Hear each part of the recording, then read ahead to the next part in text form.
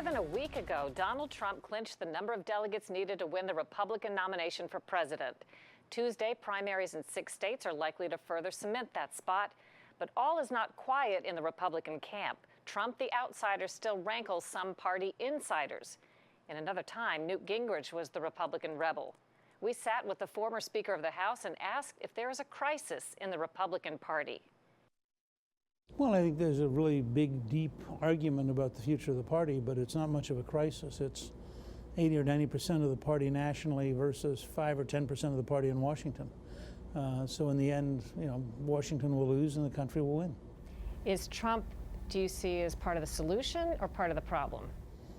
I don't know yet if he's the solution because we don't know how he's going to work out, but he certainly is a sign that the unhappiness in the country is so deep that Trump made more sense than 16 other choices. I mean, there were a lot of really smart, competent people running for president. He beat all of them. So something's happening out there, and he resonates with something in the American people. Well, the country wants somebody who's going to kick over the table. Do you agree that that's what they should get? Absolutely. I think the system is sick, and I think it needs to be very dramatically overhauled.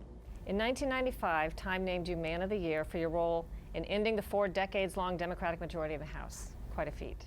It was wild. I mean, you had Democrats who literally had served 40 years without ever having a Republican take control of the House.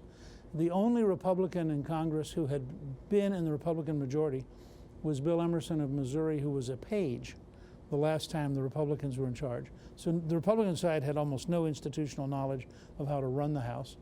The first couple of days after we took over, Democratic chairman would come in and automatically sit in the chairman's seat, and a staff would have to say, sir, you're now in the ranking member seat.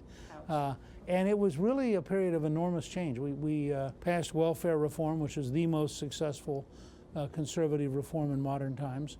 We balanced the budget for 4 years, the only time in your lifetime you've had 4 consecutive federal balanced budgets. We did it.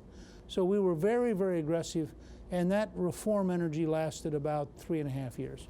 You said it lasted about 3.5 years, this revolution. What happened? It got worn out.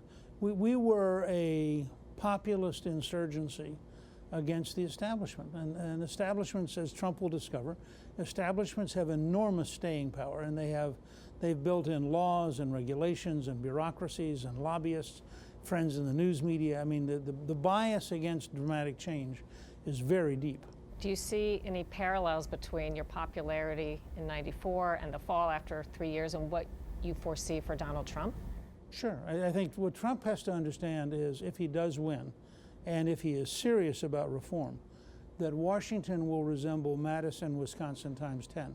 So whatever the size of the huge demonstrations that the unions and the liberals put on against Scott Walker's reforms, you have to expect to be much bigger, much more bitter, much more hostile here. What's the biggest threat to Trump's supposed success? Well, right now the biggest threat to Trump is Trump. I mean, Trump has the biggest upside and the biggest downside of any candidate I've ever seen. Do you think he wins, or does Hillary win, or does Bernie Sanders? I think Trump probably wins. Have any of your interests had any conversations with any of Trump's interests about a possible place in the administration in a Trump administration? I don't have interests, so I don't know. Well, have you? And I'm trying to cover all the people around you. And all possible. No, we haven't talked about it at all. Would you welcome such a conversation? It's up to Donald.